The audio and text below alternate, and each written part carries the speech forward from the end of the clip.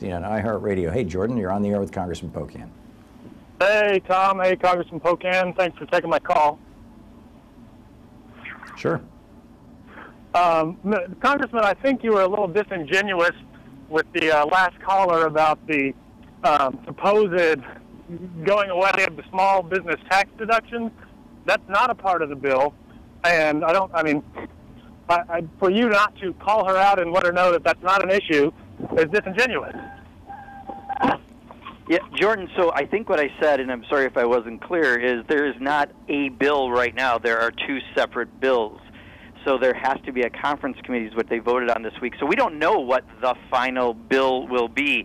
What there is in the Senate bill, and there's been a few articles about loopholes about around the not the carried interest, but the provisions that people like Ron Johnson from Wisconsin, the pass-through income provisions that are going to probably encourage people to reorganize to do that because there are loopholes. So I didn't address it because there's not a final bill yet, Jordan. I think what's disingenuous is to say this is in the House bill or this is in the Senate bill because we don't know what's in the final bill yet.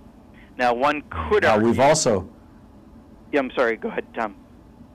We've also had a bunch of truckers call into this show over the last week. Apparently, this has just got the trucking channel on Sirius XM, on fire. That there are provisions that change the way that if you are not incorporated, but you are functionally a contractor, which is the case for many over the long haul, over the road truckers. The trucking companies don't actually call them employees; they 1099 them, and so those people take tax deductions for all their expenses when they're on the road, their fuel taxes, their meals, lodging, and things like that. And apparently this bill is written so badly, or maybe it was intentional, that it's going to screw those truckers. And of course, it's not just truckers, but they're the ones who are seeing it first. Do you know anything about that? Yeah, I don't know specifically on that provision, but I know there are a number of things that they did write sloppily because they did this in such haste that they're going to for sure have to address. The one other thing I was going to mention, though, to Jordan's question is the one scenario that you could see happen, although I think the likelihood is like at 5 or 10% chance, is that if the House just really, really wants to get this done, and Paul Ryan really, really does want to get this done, if they just voted for the Senate version instead of doing a full conference, because there are going to be a lot of difficult things to work out, that could be a scenario that we have discussed, but I don't find it very likely. The problem is right now, because there are two different versions, unless there's something that's in common in both, and even then it could still change through a conference committee, I don't know if I can say exactly what is going to be in the final bill and what we're looking for. So we have to kind of take everything into consideration as we make the calls on this. Right. Russell in Hickory Hills, Illinois. You're on the air with Congressman Pocan. Hi, yeah, Mr. Pocan, it's nice to talk to you. How is this playing in your whole state? I mean, like your governor's up for re-election, Paul Ryan, Tammy Baldwin and that.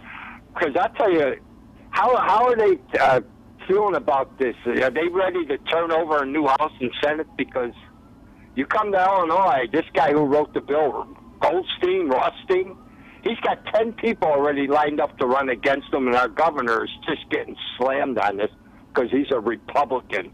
They figure they're going to lose 3 seats in the House here and there. How's it playing in your state?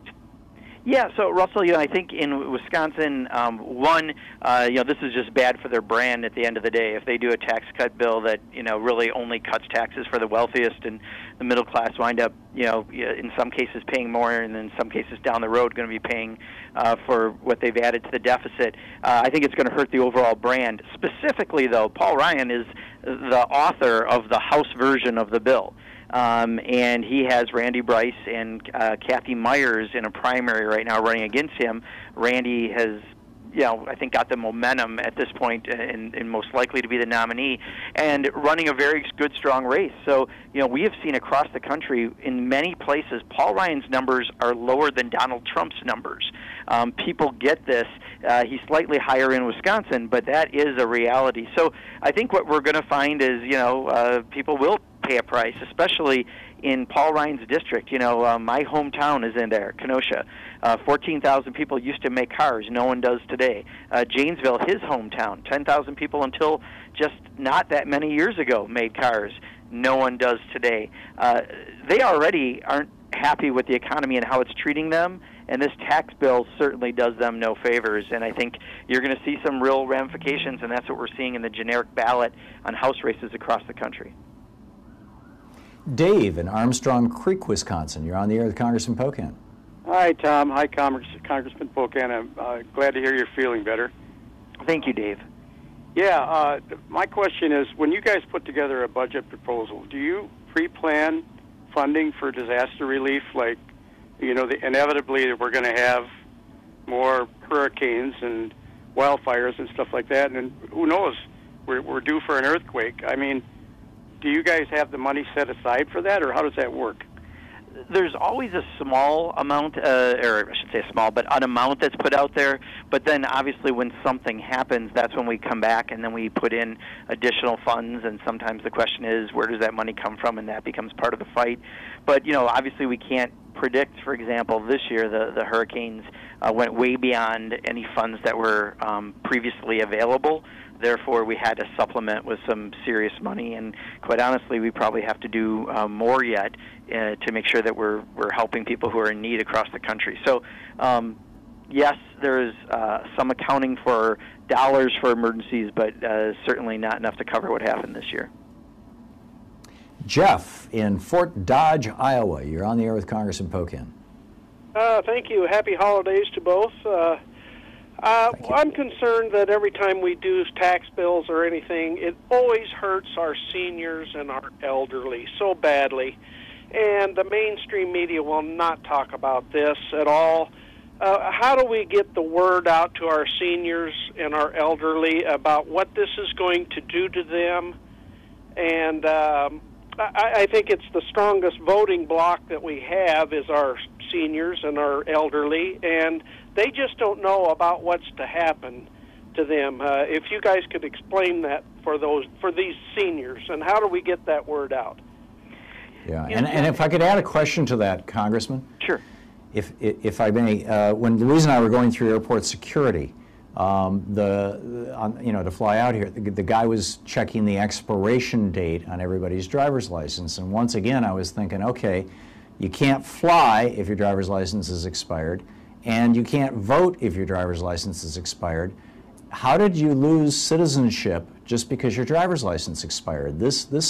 It seems like we need a piece of legislation that doesn't automatically disenfranchise elderly people, and it seems like this is part of the Republicans' grand strategy to get all those older people in Florida who always reliably vote Democratic to no longer be able to vote. Not just Florida, all over the country.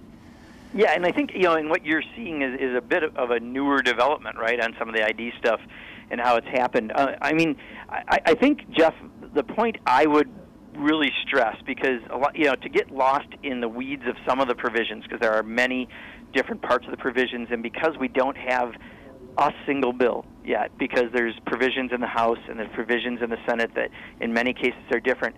The one thing that we can point to is the very spoken comments of people like Lindsey Graham and Marco Rubio and others who have said things like, we're going to have to next go after Social Security and Medicare. I mean, it's very obvious if they balloon the deficit by either $1 trillion or $1.5 trillion, like we're seeing with these bills, they're going to have to come up with it somewhere. And if the very comments of the people who are promoting this legislation is that's where they're going, we have to make sure people understand that, because the vast majority of the public does not support cuts to Medicare or Social Security. It's what we've paid into our entire lives, and that's the benefit you get when you are retired or you need it in the case of Medicare and Social Security.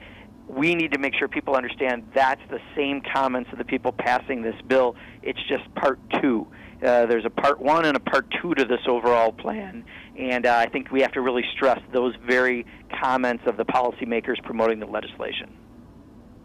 Do we have, we're about a minute out from the break here. Do we have any sense of exactly how they're going to do? It's like with Bill Clinton, quote, ending welfare as we know it. They sort of backed him into a corner, with the whole, on the one hand, we've got to clean this up. We got, the old welfare queen shtick. And on the other hand, gee, Bill, you got to pass a balanced budget. It was, stage 2 of the two Santa Claus theory. and he went along with it. And I don't mean this as a hit on Bill Clinton at all. I mean, this is just how well the Republicans do this kind of stuff, and even set Democrats up to shoot Santa Claus or shoot themselves in the foot. Do we have any sense of, when and how this sales pitch is coming?